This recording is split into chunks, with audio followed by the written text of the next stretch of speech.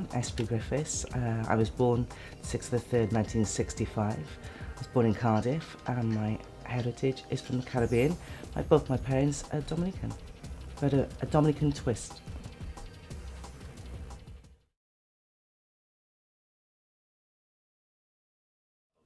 First memories as a child? Well, we grew up in Canton, which is, again, wasn't a black community at all.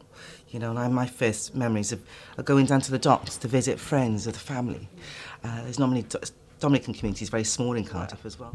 There was only one black family, you know, and it was a predominantly white area, so it was different, I suppose.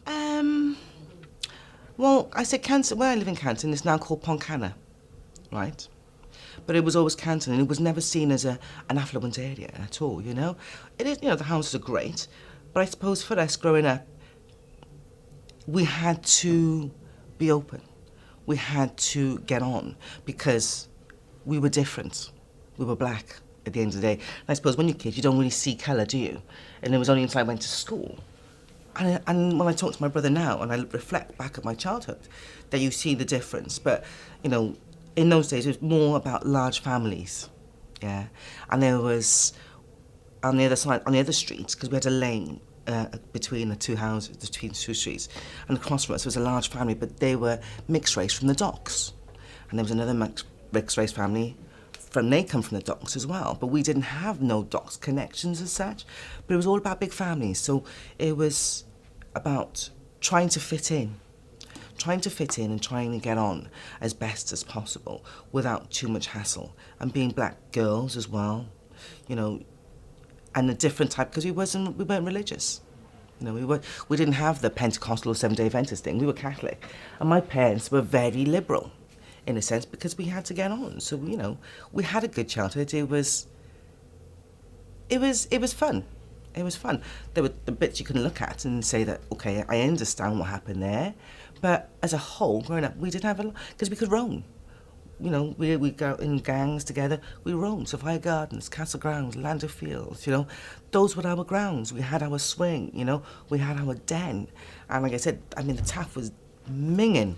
It was minging in those days. You know, it was called eel catching and stuff. So those are fond memories of growing up, you know, playing baseball in the lane and nicking apples and pears, you know, from people's back gardens, because that's what we used to do, go up all the lanes and nicking people's apples. Those are fun things I remember growing up, and being with my brothers and sisters as well, playing in the house. Fun, you know?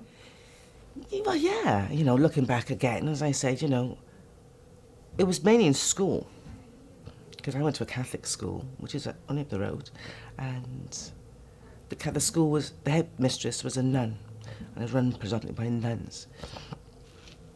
But we didn't realise this until we got older. In the school, what she did, she split the school into two parts. White Welsh on one side, and anything else, Irish, Polish, Greek, Italian, bit of black, you know, all on the other side. And it was very clear that we weren't part of this white Welsh thing, because even again at Christmas times, you know, you'd have a Christmas party, they'd have Tizer. Tizer was like, you know, champagne of the day for kids, yeah? Tizer pop. We had orange squash. We didn't have orange juice, we had squash in milk bottles, you know? So you could tell the divide, you know? And I think even, you know, in church and stuff, there was a divide. They wanted you to have their faith, but they were quite happy to let you know, but you still wasn't part of this as well. So, you know, that was one of the main things for me growing up as a kid in school. And I remember, because we had long hair, and one time my mum let me have my hair out at Christmas time, and people were fascinated by your head. You know, it's like, why you all? You know, and all the things that you do. I remember falling and catching myself, and somebody said, you got red blood. It's like, what kind of blood do you expect me to have, you know? It's like I'm sort of an alien. And I never saw it until then. I was like, you know, what's going on kind of thing. And then they make you realise you're just different. I wasn't necessarily called names. It wasn't called, you know, I was told to get back to Africa by a Sikh, me and my sister. But again, like I say, if we crossed over into Riverside, then you saw a diverse community. So we crossed over sometimes more, because most of our friends lived on this side of Canton, are not on the white side of Canton as such.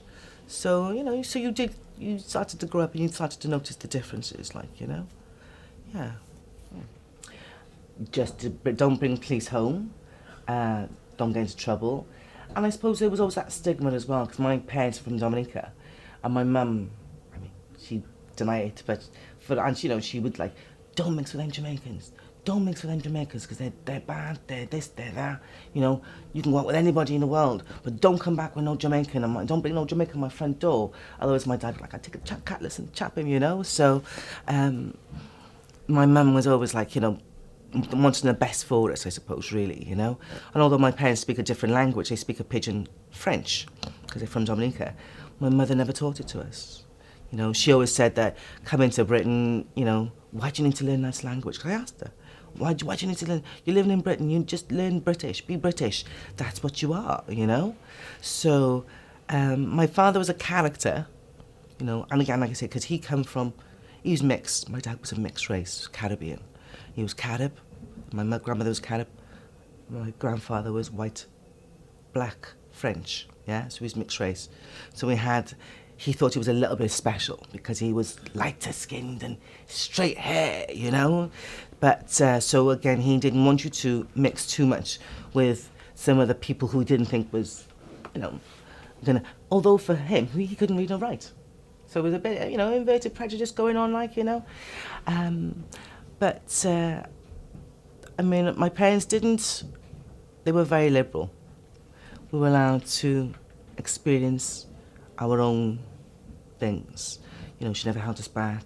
My father, only thing was, like I said, you didn't bring no trouble. So what you did, you just did what you did, but you didn't bring nothing back to the house. But in terms of being able to roam and do what we wanted to, we did, So in that respect, I do thank my parents for being as liberal, because I understand that other black families didn't have that liberalism. But my brother did, my eldest brother, I know, suffered a lot. First generation black into Britain, schooled in that, whereas we didn't suffer or experience the same things what he did, which I'm glad that we didn't, Yeah, the lighter you are, the more chances or better you are, rather than, and that was my father. That was my dad, that was, because again, he saw himself as being a light-skinned guy. In the Caribbean, he's classed as a white guy, And I suppose the better opportunities you've got if you're fairer. But my mum's dark. So, and again, like my father, his parents paid for him to come to Britain to get away from my mother because she was too dark, which is crazy, So I've never bought into this business of light skin better, dark skin. And again, like I said, I did, from black side you got it, because I was light skinned with long hair, and then obviously from the white people you were black. So you kind of trying to be in both camps at the same time because of you're born here, you want to just get on. So to me, it's just about being open, And I went back to the Dominica one time with my mum, and I took my daughter with me. She was 4 at the time, 3.5, 4. And my aunt, and they're really dark, really, really dark family, my mum's side. And yet my auntie's like, don't let her play with them children, they're too they're too black. And I'm like, what? Them too volley, them too, they're dirty, they're thieves, And I remember turning around to my auntie and I was like, stop. I said, I might be from Britain, right? I said, my child might be mixed race, but it don't matter. People like you keep it alive, And when you go to the banks, light-skinned people working in the banks. You go to the supermarket, the dark-skinned people are cleaners, And I think that's quite sad because the Caribbean have kept it alive as well. So for me, it's about coming back, it's like, that's got to go. Our kids can't be coming with this nonsense. It's just nonsense, Any islands, all the Caribbean islands, they tend to do that with you as well. They can spot you a mile off. It's like if I go to London, or if a Londoner comes to Cardiff, you can spot an outsider a mile off, isn't it, And I suppose it's just the way you dress. It's the way you dress, the way you hold your... And our makeup, we're born here, so our features adapted in a way to this climate as well, When I went to Dominica, I was, yo, Little Britain, yeah, which part of Britain you from?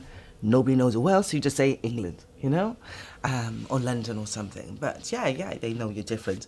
When I was in South Africa, that was different though, because I went with my pet. I call them the outlaws. My mother and father-in-law and my husband and his family, and we were travelling around South Africa. But I found all the blacks treated me. They didn't treat me like I was British. They treated me like I was a Yank. You know, all the black women, yo, sister, what's that? You know, so they'd have this Yankee thing going on. And I'd be like, I'm from Britain. I'm British. I'm not American. I'm British. And my Welshness even left me as well, like, you know. But, yeah, so you are aware when you go outside what people, where do they think you're from? So I am aware of this. So I'm like, okay, let's see where they think I'm from now, you know. Good. Good. I mean, obviously with school and things, I think the type of schools that we went to, I think they didn't help us as much. I think we were expected not to achieve, you know. And I think, you know, when I look at back, because my sister was bright, my brother's bright as well. I wouldn't say bright myself, but I think they could have, if they had the right directions, they could have achieved a lot more. You know, I think with us, we had to do it ourselves outside of school, away from school. Had to take ourselves to college. We had to recognise what we needed to in order to get on, because of we're just going to work in a factory, really.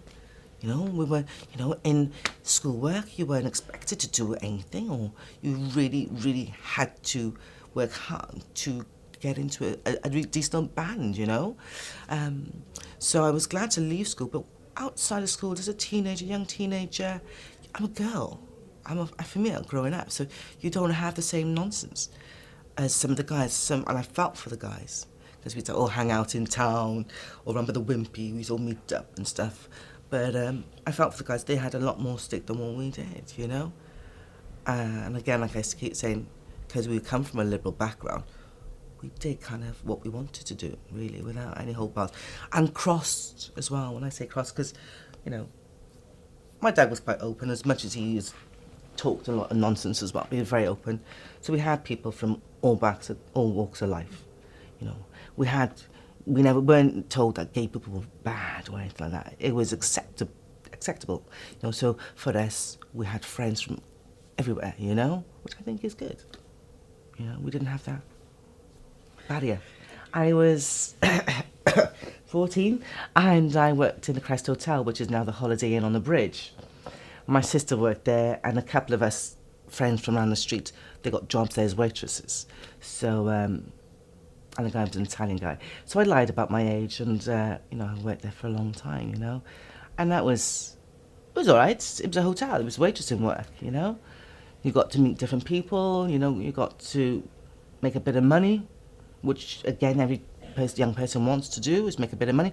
So you can spend on clothes and go to Lloyd's on a Friday, Saturday night, you know. So that was my thing. Well, I did a lot of admin work for a long time. You know, I went back to college, as I said. You know, I got my RSA typing, I did a bit of shorthand, bit of this, bit of that, bit of computer studies. But I was temping, I was doing a lot of temping work at the time, and I got sent to Cardiff Mind, which is a mental health organisation. And I remember walking in there, I had this suit on, that was skirts, jacket, you know, fitted and all that stuff. And I walked in there, and obviously the director, she was lesbian, she's gay, and most of the people were gay in there. But I felt really comfortable. I felt really easy. So I did this like short-term contract, and they took me on permanently, you know. And for me, it kind of turned me around as well. It made me realise who I was as well, you know. And I suppose because I was always seen as aggressive or loud or whatever, and I learned that I wasn't. I was just assertive. I'm just a product of my upbringing. I'm black at the end of the day. That's how we are, you know. So I learned a lot about myself working for this mental health organisation, and a lot about how to handle people and work with people as well, you know, or be able to channel it in a proper way or in a way which is more acceptable. So, I mean, I loved Cardiff Mine. We had some absolute bull. It was great. It was my family at the same time as well as work, you know. So for me, that was my fondest memory. And I stayed there for 10 years. I lived, you know, and worked there for 10 years. Because I enjoyed it. And I left the admin side, and I went to work in the projects, working with the tenants and stuff, which, again, that's where I'm best at, really, you know, rather than, I can't spell for love nor money. I can't, I can type, yeah, but I can't spell, so admin was never my thing. But it was a way of making money, and it was a way of just kind of not doing what I was expected to do. I wasn't, rather than just working in a shop or working in a factory, it was something a little bit different as well. But working for Cardiff Money totally changed the way I work with people and how I am. Well, you get in stuff, you get in-house stuff. You had the black girls from the docks who were a little bit prejudiced, They used to, oh, look at her, she got a long hair, look at her with the long hair, and she got white guys, So you had that, and I think a lot of people thought I was stush. I was stuck up because I wasn't from the docks, we were from Canton, You light skin, long hair from Canton, and you went out with white guys, so, you think you're sweet. But I suppose until those people actually got to know me. Because again, yeah, I suppose I was a little bit stush, but then I think that's my barrier, that's my protection. But once you got to know me, people were like, wow, you were not what I expected, So I had a lot of that growing up with the girls in the docks, but I go to the docks now, it's totally different. Totally different, because everybody knows me now, We've all grown up together, we've all clubbed together, so it's a different ball game, Everybody's on the same level plateau, so yeah. So I had that from the black girls from the docks. And I suppose because of my personality or my character, I didn't get much of it because I was always a joker. I was a bit of a joker at the end of the day. I could always see the funny side of things. I could always make people laugh as well. So you didn't have lots of it. Even when I went out, when you used to go outside, well, there's bits and bobs because of, again, I think it was mainly for my own community. I go to Birmingham, you got people asking you which side of your family's white, or where'd you get the hair from? Or I'd be in a club and people yanking your hair or something, So I had it mainly from my own community, I suppose. I mean, I was with a white friend, we were in a festival in Savannah Gardens, and this black chick came up to me, she went, "Is that your real hair?" And even my white friend was like, "Wow, really? People ask you this question?" I said, "Well, yeah, So, yeah. So it was mainly being from the girls. Guys love you, girls didn't. Too tough, So, yeah, it's mainly from the girls. The only experience I've ever had with the police in Cardiff, I was with a friend of mine, and I was a proper tomboy. We were riding, we had push bikes, and I borrowed priests from my church. I borrowed this push bike. So we were riding, me and my girlfriend were going on for a bicycle ride, and we were going through town, and we were riding through Castle Arcade, yeah? Where bumpers is, bumpers. And we got stopped by this copper, and he really, really had a go at me for riding his bike, and he accused me of stealing the bike, yeah? And because he didn't know we were girls, because we had black Harrington jackets on, monkey boots, jeans, hair all tied up in a boy's cap. And my friend, she was very masculine anyway, she got short hair, kind of butch. And he didn't say anything to her, it was all directed at me. And he actually checked on his walkie-talkie to see if any of my family had been in trouble with the police before, or if we had a criminal record, which I was like really, really amazed. I was stunned because I'd never experienced this before. And obviously being a girl, I'd never experienced what it was like to be a boy and to be in that situation. And until he realised that when I told him my name, he realised I was a girl. And that's when he had to like backtracked and he let us go. But my friend Sally didn't say anything. So it was all. So that was the first encounter, the last encounter, and it was a negative encounter for me, So yeah, that was my experience with the police. There's a difference. There's a difference. I think black people at the end of the day in Cardiff, no matter what we do, we're still at the bottom. And I say at the bottom, not just with the white community, with all the communities. And I say that because of, in terms of funding, we're always the last one to get anything. Or we're not recognised as needy enough, which I think is slightly unfair as well, And there are some really good people doing lots of work and trying their hardest, but sometimes, they don't get recognised for it, And I think the white people are scared of upsetting too many. When I say black people, it's not so much us, it's more, I say, the Muslim communities. They're more scared of upsetting them because of, I think people take it for granted that we've been here for so long and we fitted in so well. you know, in a sense. So yeah, I do think that we do get a bad rap. Have you got any feelings about the reasons why black people are treated so, do you say, We're left out. We're left out. Because again, we don't have the same needs as other communities, you know. We've come to this.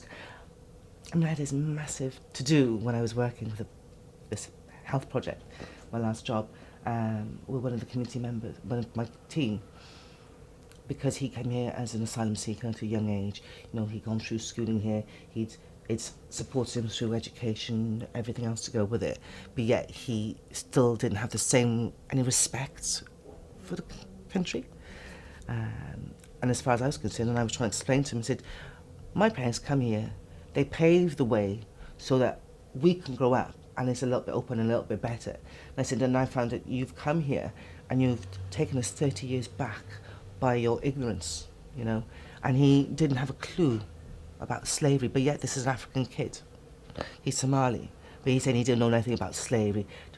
I said, well, read it. You look it up at the end of the day, right? I said, when you come in here, my parents worked hard. My parents couldn't get jobs.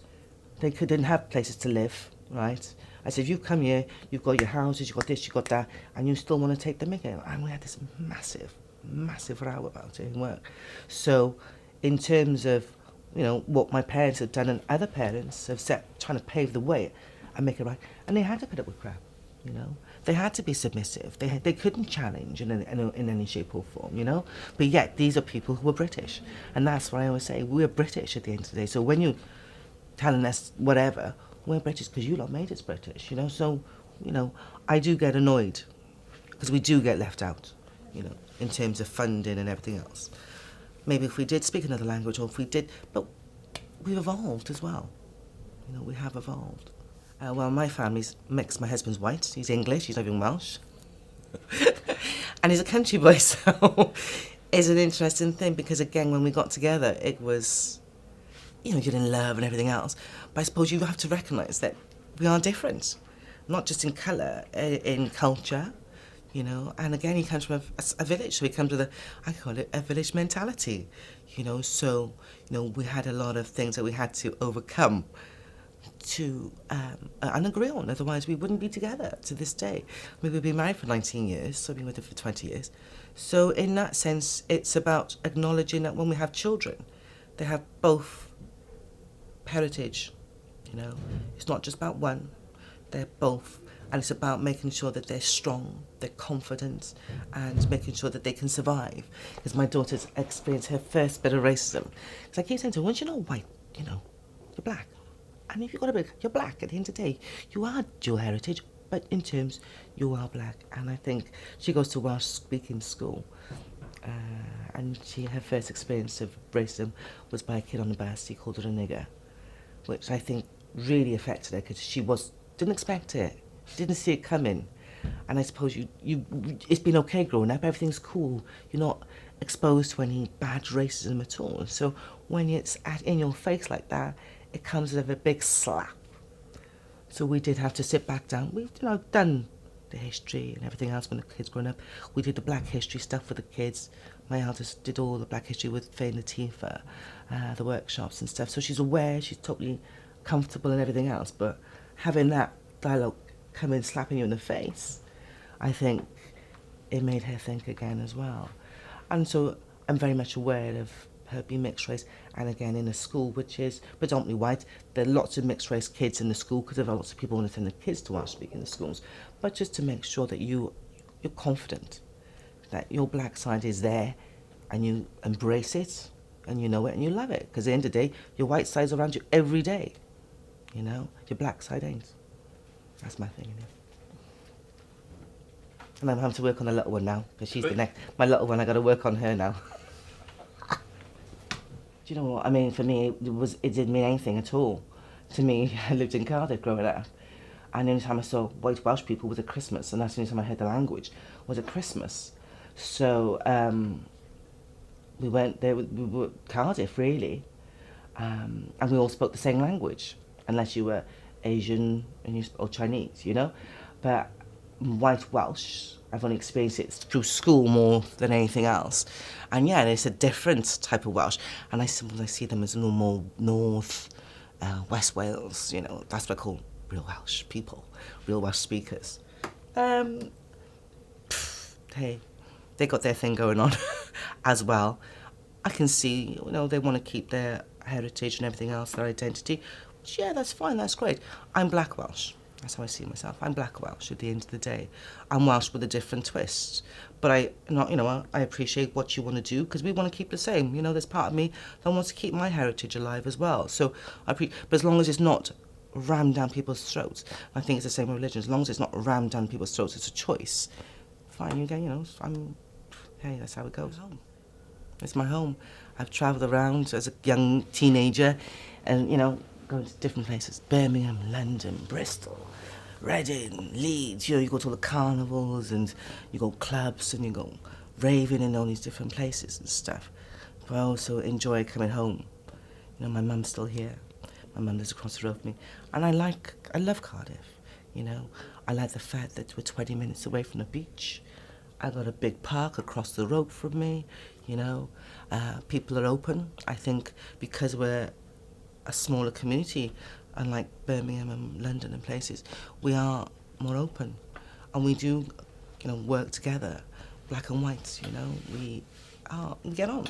And I like that as well. I don't want pockets. You don't mix, and this one don't mix, and that one don't mix. I think it's healthy for us to mix, you know, for us to get on. We live here, I'm born here. I can't say I'm going to go back to Dominica to live because it's not my home. I love it, it's fantastic. But in terms of I live there forever, I don't know. I'm so used to being in this side of the woods, you know? And even London. I got two sisters who moved to London. I got a few girlfriends who moved away. My guys had moved away. But for me, it was never about leaving, moving away from Cardiff. It was always about coming home. I do like Cardiff. It's easy. Work, I suppose. My father came with his uncle to Britain, and they went to London, and they come for work. And I think it's the coal mines. 'Cause my father couldn't read or write, so they come to Wales because of the coal. So he used to work up in the valleys, he used to work in the mines. Not so much the coal mines in the mines, but he used to do manual work. So, why my Uncle Tyson come here, I don't know. I think it's mainly for work. Because they could have stayed in London, because that's where the large, you know, population of Dominican people is in London. But in terms of Cardiff, there was a handful of us, and the community's getting smaller and smaller. He saw himself as a light-skinned guy, so he was accepted.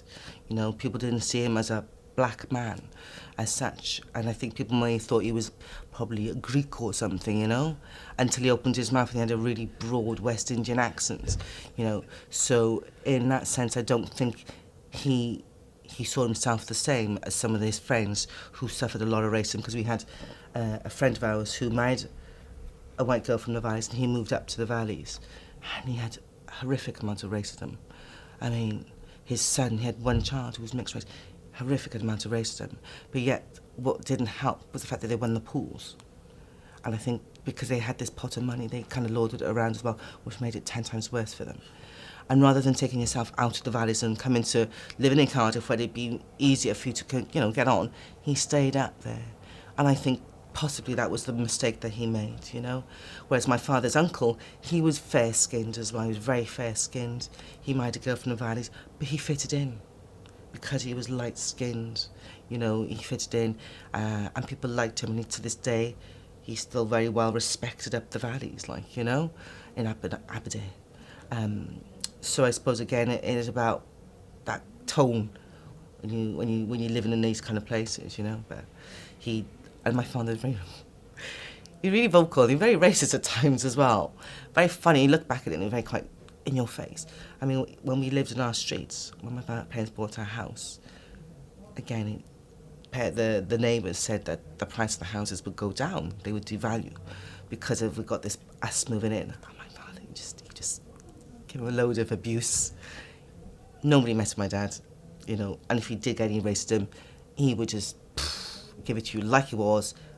He didn't give it time, you know, and that was it. And you didn't mess with my dad either, because you just tell it like it is. I think I take after my dad a little bit. It was not just here, it was like Liverpool as well was similar. Yeah, isn't it, you know? Because people, again, if you're coming from wherever you're working, and you're thrown in an area because of you can't venture out into the white world, so you all congregate in this one area, so you all have to get on. And I think that's what it's about. Everybody had to get on. So, you know, Mrs. Mohammed had, you know, a West Indian woman, they'd share what they had because they all understood the hardships or the struggles they had. They all had something in common, you know. And I think that's why we, you know, in Cardiff had this butte town who didn't come out. The girls used to come from the valleys to meet the guys, but people didn't come out because you wasn't expected to come out. So you stayed in this one community. That's what I think, anyway. And I think for us as a community, I think it's helped us roll out across Wales as well, you know, across Cardiff, and to be more open. And I think Liverpool's the same, because I feel Bristol's different. You know, you go to Bristol, and to me it's darker. The black community is darker. They feel like they've been downtrodden on sometimes, you know. So whereas we haven't got the same weight on our shoulders, you know. Of course, growing up, man, nobody wanted to eat Caribbean food at the end of the day. You wanted white foods. You wanted your fish fingers and chips, man, innit? And my mum was great, bless her. She tried her hardest. You know, she tried experimenting, making these white food dishes for us to eat because of my brother to this day, you know, he eats rice and peas and stuff, but he's not not massive Caribbean eaters, you know? I didn't want to eat no dashing and yams and stuff. It's too hard, man. It got no taste either, like, you know? It's like, and green bananas. Why? You know, it's like, so my mum used to experiment and, she had some classic things. She'd try and make pasties and they were like brick. You know, they make the pastry hard and all these cakes. I remember the first time she attempted chips. She made them in a shallow fat. They were black on the outside and they were hard on the inside because she didn't know how to make chips, you know? And I suppose for my mum was just experimenting with different vegetables because you didn't have the same vegetables, so you couldn't get the same stuff, you know, unless geese come in from Bali and you got your provisions from West Indies. You had to make do what was in the shops, and of course, my mother didn't know what mushrooms were or, you know, after stuff, she didn't know what they were, you know. So it was an experiment for my mum. So she did try, bless her. She did try and give us some of the English foods, you know. I mean, obviously over the years she got better at it, but I remember it was some real disasters. My favourite was a Christmas day. She did this turkey and everything else, and we had these mince pies with our Christmas dinner with gravy on. And as you ate into them, they were sweets, and they were the mince pies. They were sweet mince pies, which you have with cream. But she thought because it was mince, it was meat. So she just assumed, because it was an English tradition, that it went with your Christmas dinner. And I was like, my brother, he was like, no. This, don't go with this. This is the dessert kind of thing. No, what do you mean? It's mince. She's giving it. It's mince, you know. And it's like, no. It's a mince pie with gravy. That was my fondest memory of my mum cooking. So yeah, but I cook a bit of everything, and I like a bit of everything. I'll experiment and that, you know. I want my kids to be the same, you know. I mean, in our house, my husband again being white, and again for him, bless him, he was brought up on boiled potatoes and a veg, bland. Bless his mother, you know. She does try, you know, having a bit of colour in the family now. She does sprinkle a bit of herbs, and, you know, she adds a little bit of flavour to the food. But in terms of, we do a lot of rice, you know. And he, again, like he said, he's now adapted, his palate's adapted to a bit of taste. He don't do bland food, he likes a bit of flavour. As long as it's got flavour, as long as it's seasoned, I don't care, you know. So we do eat a lot of rice in our house as well. And our elders? I suppose years ago, I mean, if you ask them, they would see it differently because obviously that's their experience. I suppose from us, I treat my elders with respect. That's how I'm brought up. You know, if I do work in a community, working with people in the community and we're running events and stuff, I mean, I've always been taught to treat my elders with respect, and I still do to this day. And I don't know about other people, I can only speak for myself. And I want my kids to do the same. Treat your elders with respect. You know, I suppose for the I think it's just a difficult one, I suppose, really, because there's different ways you can look at it as well. It's a different one, because I think you really need to ask them. But I know I would treat and I think sometimes if I go with my mum to like an appointment and stuff, I think I do get frustrated because of, again, she's been here for a long time, but there's a bit of a barrier when it comes to language and understanding. I mean, a health professional might not understand what my mum's trying to say, you know? And I do sometimes think that they treat her like she's a bit simple, which does frustrate me. I'm like, no. So she's not stupid at the end of the day. You know, she's telling you this, but this is what she means. But she's not stupid. So I get a bit irate with health professionals. I will treat them, if they treat my mother with disrespect, I will stop them, you know? I think growing up, because again, it was about schooling, really. And I think because, again, you know, we weren't expected to achieve a lot, you know. So, again, we didn't have the pick of the crop, really, unless you had, you know, parents from the Caribbean who were educated, who understood what it meant to have an education and to help you, guide you along the way. I think a lot of us fell through that gap. For my parents, again, my dad couldn't read or write, like I said. My mum, you come to Britain, you got an education, it's a free education. They've done their job as far as they were concerned, you know. So I think, you know, I mean, I had this conversation with my sister as well, you know. Their expectations was never really that high, you wouldn't, you know, for education-wise. So when it comes to jobs, if it didn't matter what job you got, as long as you got a job, it didn't matter what you did, as long as you had a job, you know. And if you went to college or whatever, my God, it was like, you know, you were the Pope or, you know, some sort of like major thing. So I do think we struggled, and I think we didn't have the right guidelines either. I think growing up, because we didn't know what to expect, and I don't think we were expected to do nonsense. We were expected to do just menial jobs, and I think some of us were a lot brighter and could have done a lot more, you know. So yeah, people did struggle, and the 80s as well. You know, that was a struggling time for a lot of us.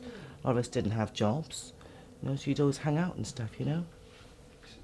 Well, in terms of relationships across communities, I mean, black and whites have always kind of mixed, haven't they? Since it was accepted, you know. I think having more people of colour on television as well makes it easier for people to accept and to mix. In terms of black communities, we respect and work alongside other communities like the Sikh community, Muslim community, and we run events and things. But in terms of mixing in marriage and things, is that what you're talking about? I don't, from the old docs days, I think it doesn't run as much, you know. You don't have many black girls, very few black girls I know have married Asian guys, because it's not acceptable, yeah? And that's not just in Cardiff, that's across the board as well. I mean, I had a friend, she's Asian, and she was told, never go out with the black guy because I'll kill you and I'll kill him, by her family. You know, and they meant it. It wasn't a joke, it was meant. Although I do find that they tend to take a lot of stuff from us and they try and rob our identity, you know, the way they run and stuff. But black and whites, yeah, it's acceptable, it's easy. Somali community, no. A lot of people want to have relations, or, you know, they'll use women from our community if they could, and that's as far as it goes.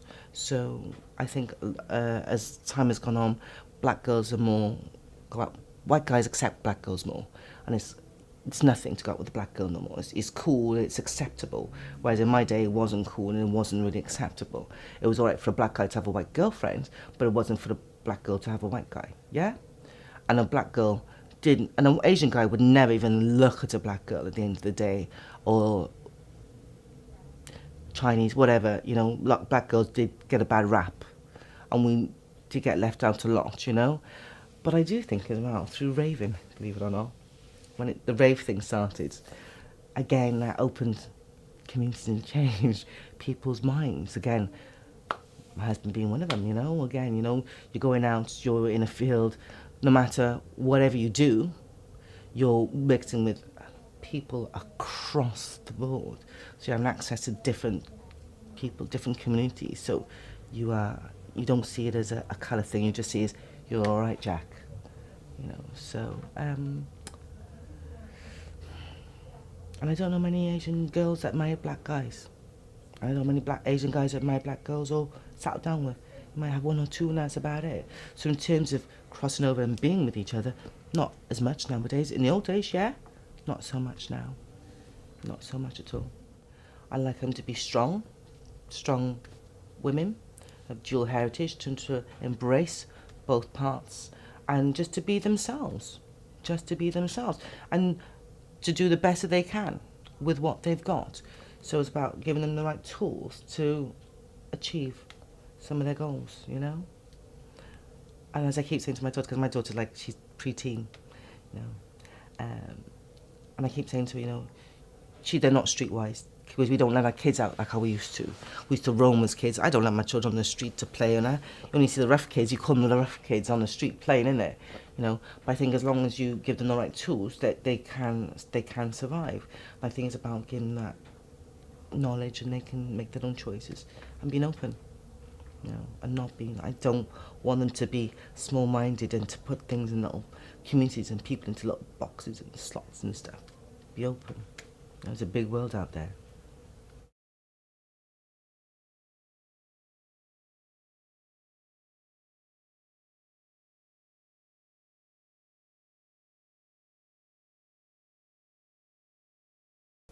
I suppose one is about communication, yeah, letting people know what's there and how to go about it, and two, making it to their stuff that they're interested in.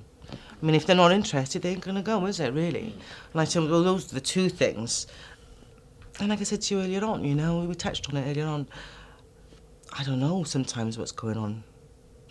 I mean, that's nobody's fault. I'm not saying that, you know, one person's responsible for doing that, but in terms of, I suppose it's about publicity, how you publicise it, how you get the information out. And like I said, I tend to know a few people around Cardiff and I tend to talk a lot. But, you know, it's not always, I sometimes miss things, you know. But I do think as well it's about making it so that there's stuff that people are interested in going to see, you know. By putting on things which people are interested in. You know, the museums themselves need to recognise that if that's the case. I mean, the one in town, the big museum, the National Museum, very good for doing family fun events and publicising these things and stuff. But again, you know, like come Black History Month, they should be doing stuff around Black History Month. I know the libraries used to do it, and I don't know if they still do stuff, little events or little things for Black History Month. But I think the museums need to do that because they're the ones who have access to a lot of the stuff as well, you know. Take it from Butetown History and Arts Centre and put some of that stuff in the main National Museum, you know. We'll talk about Black History Month, that's something, yeah. And publicise it well, you know. They good at publicising things in the primary times, which most mums tend to see, and that's where you want to get it. It's for the kids, isn't it? You know, you want something to do in the summer holidays or when it's a wet day or whatever. You want to go to the museum or put stuff on. The primary times. Primary times, yeah. I mean, I scour the primary times, you know, and because of the kind of climate, make it free-ish or easy, you know, affordable.